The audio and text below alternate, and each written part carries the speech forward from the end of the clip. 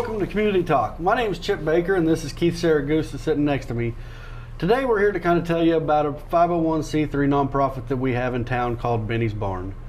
Bennie's Barn was incepted about a year ago. Been worked on a little bit prior to that. What we do is a array of horse therapy for children and adults with different abilities. What our main focus is are the children and adults. We also do veterans of war with PTSD, any mental or physical different ability that they may have suffered from the war. A little backstory on Bennie and why we call it Bennie's Barn is about 8 years ago, my wife and I moved to Texas. When the market crashed, we lost everything we owned. So we came back to Enid and around family and a great support system. Well, we happened to meet Bennie Mullins, who a lot of you may know, who kind of gave us that chance and helped us rehabilitate ourselves by the meaning of us not having a job, allowing me to work at the farm, hiring my wife, who is now the executive director of RSVP, and she just gave us that outlet and a re-entry back kind of into society. So through our therapy program, we want to give those children a chance to showcase their different abilities. Just kind of how Bennie gave me and my wife a different way to showcase our abilities. We want to help our community grow and develop things like this.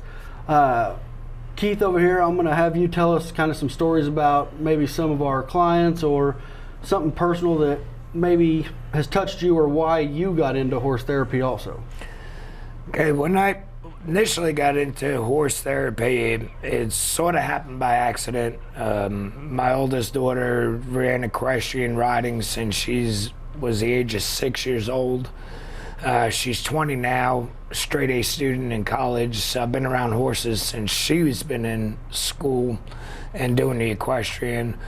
My youngest daughter's 10 now, and she's been riding for 4 years, which reintroduced me to the horses. Being a sufferer of PTSD myself, I had a really dark day one day and went out to see my daughter and my horses, and something clicked. Something brought me out of that dark place, and it was one of my horses, and it was like nothing other than I experienced before. And that triggered me to start looking into providing equine therapy for others that have PTSD and or limited abilities. Then I got introduced into PATH International, which is a professional association of therapeutic horsemanship, which led me through the path of my mentoring through Sunset Therapeutic Riding Center in Yukon, and my mentor instructor Jennifer, who introduced me to a whole new array of teaching and therapy. Awesome. What kind of brought me and Keith together, kind of as a backstory, is I was looking for something to change this community, and so was Keith, unbeknownst to me. I happened to be talking about a program that I was wanting to start one day and kind of go after it, and somebody had said, hey, well, you realize Keith Saragusa is also trying to do the same thing. So at his time in his life and my time in my life, God had kind of brought us together and allowed us to flourish this, because with his extensive horse knowledge and with the help of others and my business knowledge and trying to get things set in this town, we click so well, we train horses very well. Just God put us together at the right place at the right time, and God's opened a lot of doors for us to allow us to be able to do the things we're doing out at our farm. Would you like to tell maybe a story about one of the clients that we service, about maybe our lesson that we may be doing this afternoon? Well, we have a young boy. He's 11 years old. His name's Braden. Braden's got cerebral palsy, multiple sclerosis, and a few other underlying problems from birth. When Braden came to us, he was definitely had very weak core value muscles. Motor skills were very weak. His head hung very low. First time we rode him, he was irritable on getting on the horse, something new, very scared, but we went through with it. By the end of that first session, he only held his head up for maybe about 4 seconds on his own, very weak. And but the one thing that his mom said when he got off of the horse was the first time she has ever felt him wrap his legs around her and squeeze her, which that was the starting point. As of last week, he held his head up for 135 seconds on his own. His core muscles have become very strong. He's able to kick his horse to get his horse going now, which he had limited use of his lower legs. And one of the most special things that I witnessed was him taking 3 steps after getting off of a horse. And it's just something very spiritual about it. And, you know, God's with us on this whole thing and allowing us to witness these little miracles that would otherwise go unnoticed. The horses provide such a great deal to knock down barriers. They provide a lot of small muscle movements for the child.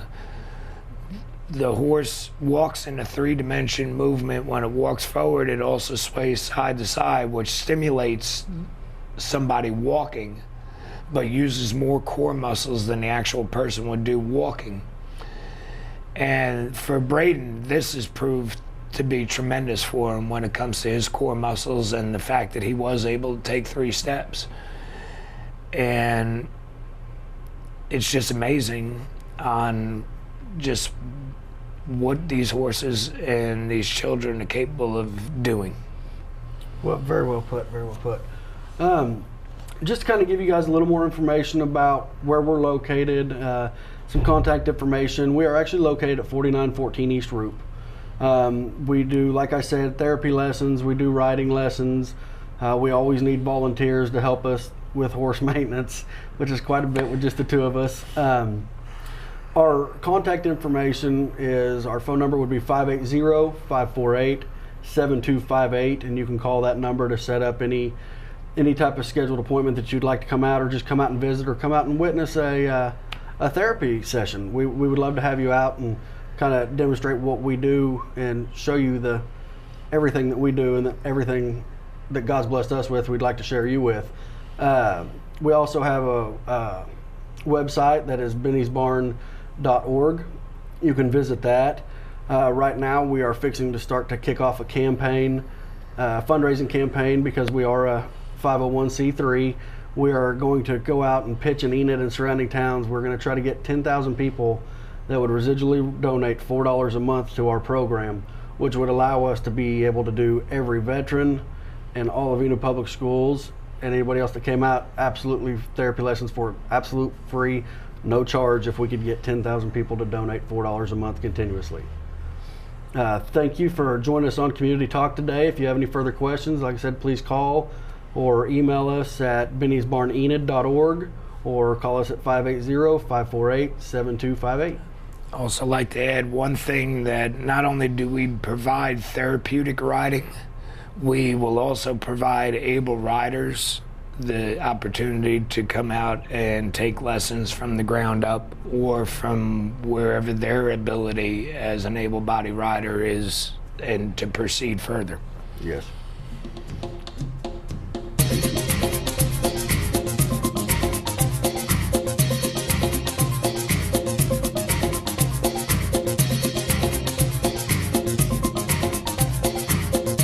This is Cody Jolliffe, and we're certainly pleased to have him here with us today. Cody is the education director at the museum. Yeah, thanks for being here, Patrick. Well, it's more important, thank you for being here. Cody, comment, we had, I think, a very special event with Patty Page evening the other night. Yeah, you know, it's a busy time at the Heritage Center. So we had a real fun evening. We have a small exhibit about Patty Page, and it's an exhibit that opened the 1st of May not only in Enid, but in Ponca City, Claremore, and I believe Clinton at the Route 66 Museum. Oh. All different locations have a little piece of her collection. Oh, wow, that's there. interesting. So you can kind of travel around and see the different pieces. And, we had a fun evening where we had hot dogs and root beer floats and some old 1950s and 60s cars out there. Oh, did you? We had Darla Z, who you might have seen on OETA. She came and sung a few numbers of Patti Page. And we had Dr. Blackburn from the Historical Society. Was he there? And, well, that's really wonderful. Yeah, and he interviewed Patti Page's sister. And some of her family members came up on stage and interviewed her, and it was just a great evening. It sounds like it. So it's another reason to become a member. It certainly is. That's a quality event and program. How much is that doggy in the window? And Tennessee Waltz. Some of her favorites. And I forget the others. Oh, Old Cape Cod. But that's real fun nostalgia. Yeah. And the Historical Society has a huge collection of her items that they've recently acquired, and so you have to look out. There might be more of her things on exhibit someday. So. Interesting. Her name is really Clara Ann Fowler. Yeah. Isn't that funny? That's from something. Claremore. From Claremore, Yeah. right. Now, you're having a Grant County Day coming up very soon. Yep, for members tomorrow night, Thursday, May 7th, we'll have a reception and opening for the Grant County exhibit, which is open now through about mid-August, and it's a really fun exhibit. It's all done by the people in-house, and we have a talks about the cattle business in Grant County for the main part. Before the time of the land run. You know, sometimes we think that everything started in 1893 when there was all kinds of operations going on before. The beginning of time, 1893. Okay. So, but you know, we often start at that place, but this exhibit takes a look before then. Oh, yes. And we talk about the Chisholm Trail, and mainly the exhibit focuses around Pond Creek Ranch. And of course, it was at Pond Creek. And it was called Sewell Station, and they had a... When you say Sewell Station, what does that refer to, the station part? Well, they had a stage line stop there. Oh, did they? Okay. And people would stay overnight and wait to continue on the stage route. And they had a bunkhouse there for cowboys to stay in, and they had corrals to hold hundreds of head of longhorn steers coming up the Chisholm Trail. And they had a general store that you could buy stuff in there. And we had a lot of good information to build the exhibit. Did you? Because way back in the 1880s, I believe, a lady had stopped there and helped, who was helping run the place, and she had written a diary about her experiences there, and so we were able to create things that she had saw there. From her information. Yeah. And this is for people of Grant County. They need to come and visit this. Yeah, they do. What are the dates that? It's open now, and it'll close August 15th. I believe will be the last day. Almost through the summer. Yeah, almost through the summer, Well, and it's interactive. You can go in the bunkhouse and lay down on the bed and pick up the wash pan and see all the different things that you'd have in a bunkhouse. And now, is it located in the museum itself? Yes, inside the temporary gallery space. Oh, is it? Okay. And we have a general store set up inside there, so you can go in, and there's a big scale like you would have seen in a general store, and you can go in and weigh you out 5 pounds of coffee and the whole bit. Do it yourself. Yeah. Serve yourself. Well, that's really something. I believe the theme is stockade to strip. Right. They called it the stockade at Pond Creek, or and everything, and so it was a big ranch there, and then it goes all the way up to the time of the Cherokee Strip land run. Well, that's great. And now, I want to say one other thing about that is one thing that people always enjoy seeing that's been in the dark for a while, because we have to kind of circle things in and out of the museum to keep them preserved. But one thing that's come out into the light again is the Cowpunchers Association bison hide.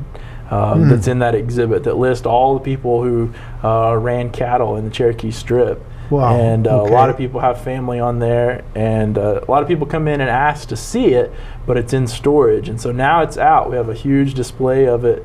And we also have a teepee that belonged to a cowboy in the Cherokee Strip, and it has names of all the cowpunchers. They've drawn pictures on it and all kinds of stuff from way back, and it's set up in there too. So it's a big exhibit. That's great. And you know, the fellas that were the Cowpunchers Right. were a hardy group. Oh yes. Why? Oh, yes. Because that was not an easy life. No. Not an easy life at all. Then on May 8th, you're having the town social. Yeah, if we don't wash downstream, so we'll see. We sure are blessed to get the rain, but maybe it'll hold off Friday evening. We'll see. Well, you think it So, should. yeah. And it's going to be, if everything goes right, Sure. box supper, Yes. carnival, Right. and a brass band. Yes. It's a lot of fun. It starts at 5 o'clock on Friday evening, the May 8th, and we have the fried chicken and a box supper, and the brass band will be playing, and Mrs. Peach will be there, and she spins a rope big enough to circle a wagon through yes, it just about. Yes. And she also does the bullwhip. And She's from Stillwater, is that? yeah, right? over Stillwater Way. And then we'll have, of course, the brass band will play numbers from music from the 1890s, which is always fun. And we've been practicing. So, Have you? Yeah, Well, then it'll be we're even tuned better. up. So, and then we have a new trick shooter. We have Alabama Ann. And Alabama Ann. Yeah, Alabama Ann or lady? Annie, yes. And she's going to do some trick shooting. So we've got a contraption that you put targets on it and they spin, and we'll see if she can hit it. So we try and build it to outsmart any trick shooters. So She uses a revolver or Yes, a rifle? a revolver. Sure does. So, and I'll be assisting her. So You aren't going to put the apple on your head? no, I don't think so. Yeah, we need So- you. Don't do that. Okay. And then, And there's a dance. a dance Don't forget too. the dance, yeah. For heaven's There'll be a sakes. called dance with a string band after, start at 7 o'clock. So eat some chicken and lemonade and play carnival games, all old-fashioned carnival games. We'll set up a BB gun shoot. And you know the old carnival games where you take the metal milk bottles and stack them up and smash them with the baseball. Just all kinds of fun games and lots of prizes. That's what I was going to ask. yeah. If you knock all the milk bottles down, you get something. Oh, don't sure, you? yeah. We'll have all kinds of prizes. Uh-huh. And we have a cakewalk, all homemade cakes. All the ladies are baking this week. Wow. So it's really a fun time. It sounds And, like it's great. And then that string band will get fired up, the Prairie View Band. And they've got Jason, he plays big stand-up bass. And Wayne will play the banjo. And we'll have a guy on guitar and maybe a little harmonica. And That's going to be just a lot of fun. And let's visit quickly about the brown bag, next brown bag. Oh, sure, yeah. Which is an Oklahoma Dust Bowl theme. Right, exactly. We're kind of leading into Summer Chautauqua. Right. We've kind of been on a Dust Bowl kick here for about a year, kind of exploring that topic. And so we thought it would be a good time. We have a professor from out at Panhandle? Yeah, Panhandle State. And Dr. Sarah Jane Richter. Yes, thank you. You're welcome. And she's going to come. She does a lot of talks about women in the Dust Bowl. Oh, does she? And so she's going to come and give that always second Wednesday and always free of charge. Bring your own lunch. You know, and that topic in itself, those ladies had a tough go. Oh, sure, yeah. They had a tough go. And in the Dust Bowl, the dust was filtering in their homes, and they cleaned it. and the dust would be back. They try to use wet rags and stuff to Yeah. keep it out of the. That'll be Awful. a heck of an interesting thing. I think it will be. She has traveled the state with the Oklahoma Humanities Council, giving lectures on Dust Bowl women. Oh, has she? So this is not her first time. No, She's very versed on the topic. So. And and that leads us into the Summer Chautauqua. Yes, Strong winds and strong character. that's right. And let's see, tell me again who we're going to have there. John Steinbeck. I Yes, remember. we'll have a guy who's doing John Steinbeck. Saturday night will be Woody Guthrie. Uh-huh. And this guy, he plays the guitar, and you know how Woody Guthrie had that harmonica Mm-hmm. device to play and do both at the same time and everything. He'll do that. Willie, yeah. And you know, the Chautauqua is the second week of June, Tuesday through Saturday. Yes. And the workshops are in the morning at 10:30 and 12 noon. And you know, you better get there because there's a lot of folks that come to those. Is that right? Yeah. And they'll be in the church? In the church, in the village, okay. yeah. And you want to come and get a good seat and bring yourself a seat cushion to sit on the church pew. You know, there are. Now, 10:30 and 12? Yep, 10:30. Two and 12. different topics? Yes, there will Okay. be. So that's 5 days and 10 different topics. So there'll be 10 different workshops presented. What a wealth of information. Oh yeah, and you know the workshops are great. Of course, each scholar presents 2 workshops, you know, throughout the week, and they might be related to their character somewhat, but oftentimes just related to the time period and what's happening. You know, so I think it'll be really good. It's Steinbeck and Ernie Pyle. Ernie Pyle, Woody Guthrie, and then there are 2 ladies. Yes, yes. One of them is last name is Shaw, I believe, and she is one of the characters in the book The Worst Hard Times. Yes, I read that book, and that's an eye opener. And she has kind of a tragic story. Her child died at St. Mary's in Enid from dust pneumonia. Oh yes, And so you know what a local tie. yes, indeed. You know, sometimes these stories of Chautauquans are people who, you know, may have never set foot in Oklahoma or never. These people who are here this year are many Oklahomans, and were here and experienced, you know, what happened right here. So I think it's a marvelous theme, yes, and people will turn out for this. oh yes, I yes. have every confidence that they will. Every evening, of course, we serve a meal for a small donation. You come get a sandwich, you know, a hamburger or something, and all the fixings. It's well worth it. It's usually about $5, and Yeah, the best where deal can in you town. go for $5 and eat? The other thing I want to have you mention is that there will be entertainment before the presenters. Yes, yes. We'll have some local music groups come in and perform before that. One of the evenings will probably be a local theater group from Gaslight come in. They like to come and preview their shows Sure they at do. Chautauqua. Yeah. Well, and it's So- usually a summer musical Yes, yes. that they're going to present. Yeah. And let me ask, what time will that aspect of the Oh, evening goodness. begin? No, don't give me the line and make sure. I wouldn't do that. I believe that that starts at 6:30 and the evening performance at 7:30. Okay. Does that sound right? Yeah, and there's a little think break so. in between. Yes, just a small break to kind of reset the stage. But it's a great evening. You know, by the time 6:30, 7 o'clock rolls around, the sun is kind of down and it's kind of shaded there, and we'll have the big tent up, and you know, we'll have some chairs there. But if you want to bring your own chair, then more than welcome to. Yeah. And you know, we'll have that imported gelato all the way from Wacomas again. So I didn't know it came that far. Yeah. But that's interesting. it is good, you know.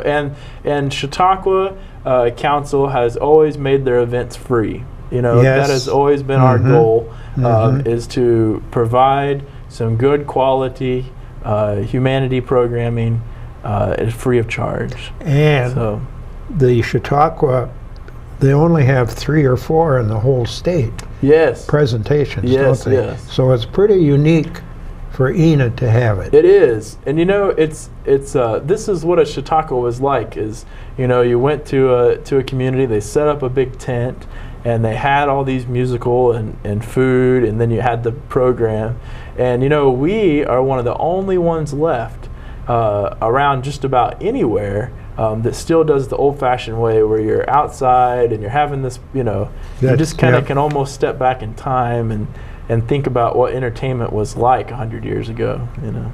Cody, thank you so very much. To our viewers, thank you so much for watching Community Talk.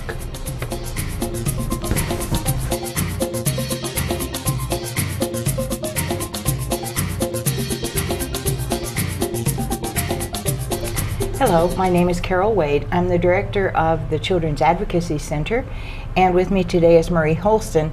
Marie is the chair of our Forget Me Not Luncheon. Hi, Marie. Hi, Carol.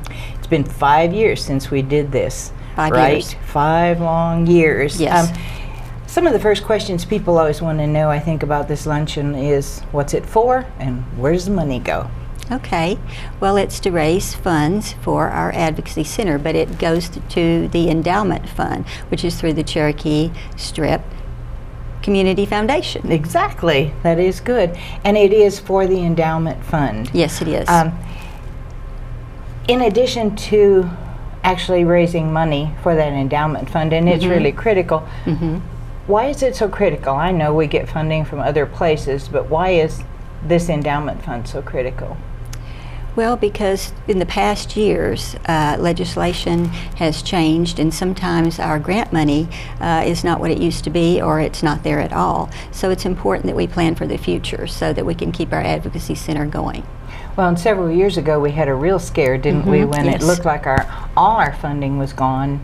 And I think you were on the board then and helped make that decision that we were going to really plan for the future. So now we have the money situation all taken care of. Well, never all taken care of, but it is at least under control somewhat.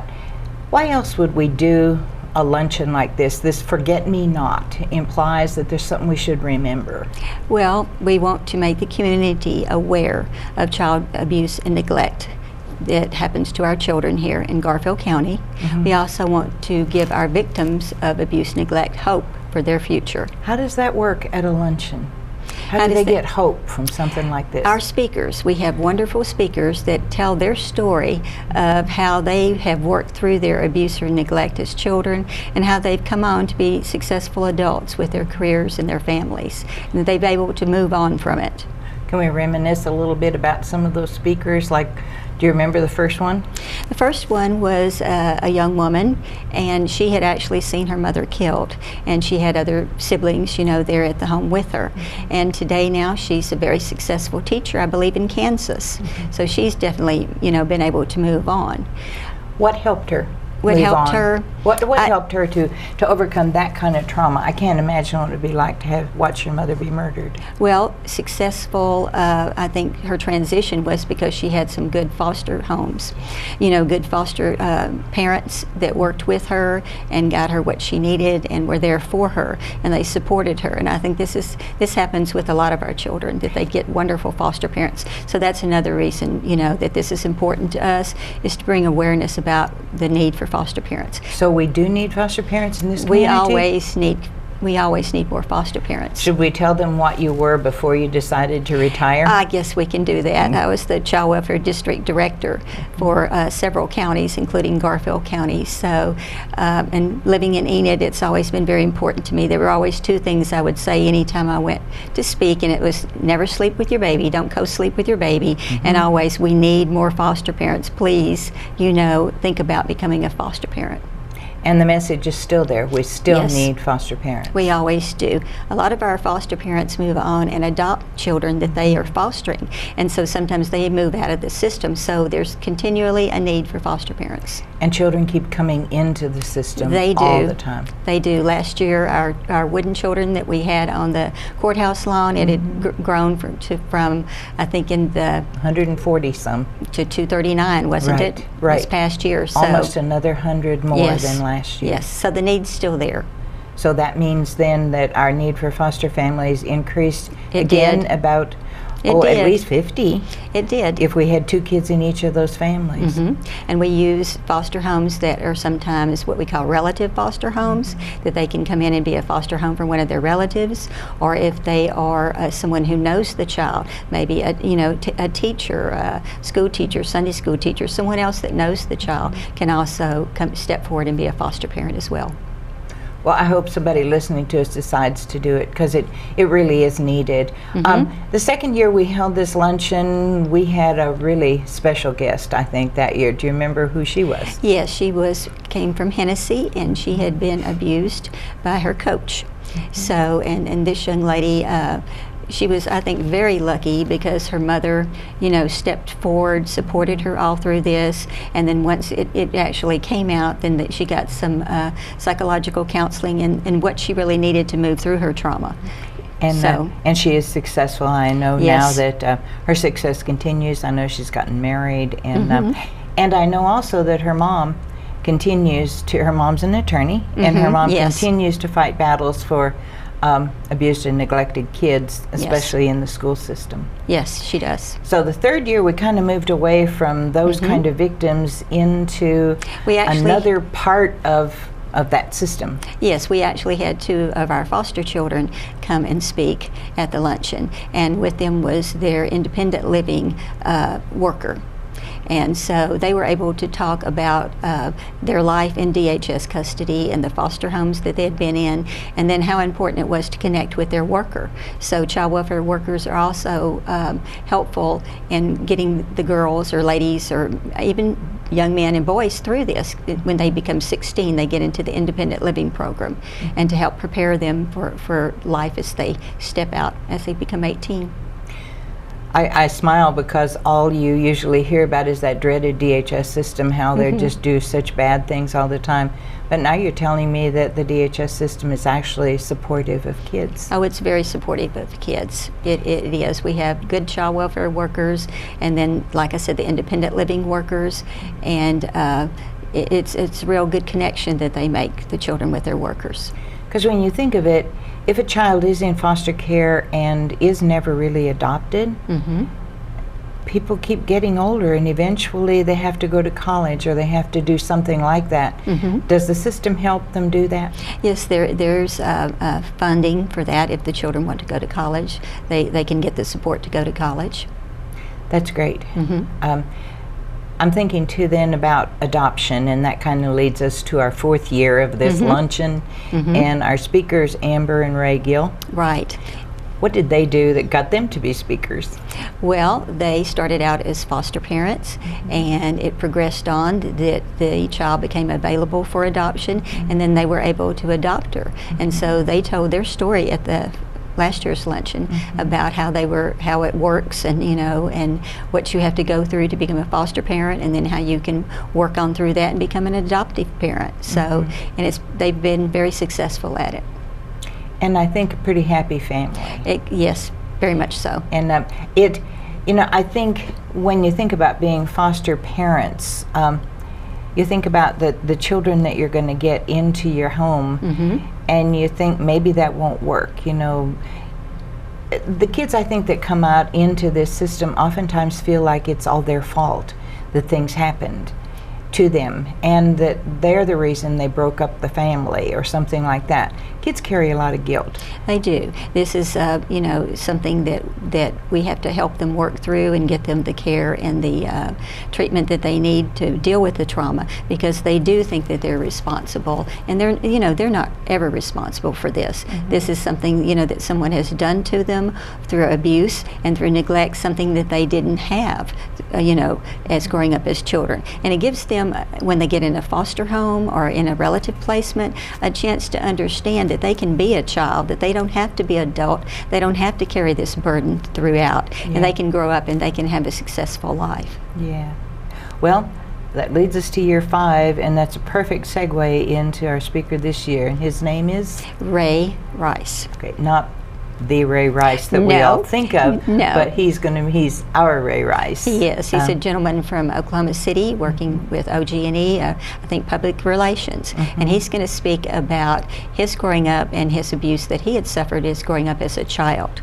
So it's really important this year that we have a gentleman speaker, because we really want to bring in some gentlemen into our luncheon. So this isn't just a ladies' luncheon? It's not just a ladies' luncheon. We've had... Started out that way, didn't it? It did, and we've had several men through the years, but I really hope this year that the gentlemen will come out and listen to this story, because this doesn't just happen to girls, this happens to boys as well. So it's important. You know, we talked about that too with the numbers from the Advocacy Center about at least the kids that are interviewed. It's almost 50-50 girls and boys. And I hadn't thought of it until meeting Mr. Rice. What happens to those little boys? They grow up to be adolescent boys, and then it's even more difficult for them to talk. But then they also become, and you know, when you really think further into that, wonder if that affects how they parent. Well, I'm sure it does, but getting the help as, you know, you're growing up and you get the support later, you can be successful. I know you can. After meeting him and I got to spend an afternoon with him. I can't wait to hear him as a speaker. So let's talk a little bit about the luncheon itself. Okay. If all these funds are going to the endowment, who pays the bills? Well, we have a wonderful sponsor in Park Avenue Thrift. We have Paula Nightingale and David Hume, and they have been helping us, and we really appreciate Park Avenue Thrift and the work they're doing in our community. Well, I'll second that, and I hope that they'll be able to be at the luncheon this year and get a special thank you too. And then your favorite part of the luncheon, because you'll smile when we say it. Tell us about that part. Well, I think you're talking about our mystery boxes. Oh, yes. We have available for purchase for $20 a mystery box when you go in, and you have to hold on to it until the end of the luncheon. And then kind of like Christmas morning. It is. It is. It's just. I think it's exciting. I get excited about it anyway, but they get to, if they want to purchase one of those for $20. Last year we had 3 different gifts, so not everybody who purchases a box gets a gift. But if you open yours and there's something in there, a little paper that tells you maybe what you've won. The past years we've had like 3 different gifts. This year we have 13. So your chances have improved greatly of getting something really, really super gift. And they are really nice gifts. They are very nice gifts, Well, so now we have that. We have good food. Who's our chef? Our chef is David North at the Oakwood Country Club, and he just, you know, his desserts just blow us away every year. Absolutely. So we may eat salad, and it's a delicious salad. It is. But we do get this really wonderful dessert. How much does this cost? This is $100 a ticket. This is what it costs to get into our advocacy luncheon. So or Forget-Me-Not luncheon. Forget-Me-Not luncheon, yes. And I'm sure now that we know that it's don't forget those kids, wherever they are in the system. But one more thing, and it's just kind of going out of my head and comes right back again. If I didn't get an invitation, how do I come to the party? Okay, I'll give you that phone number. 580-242-1153, and that's the Garfield County Child Advocacy Council. Thank you, Marie. Okay. And thank you for watching Community Talk.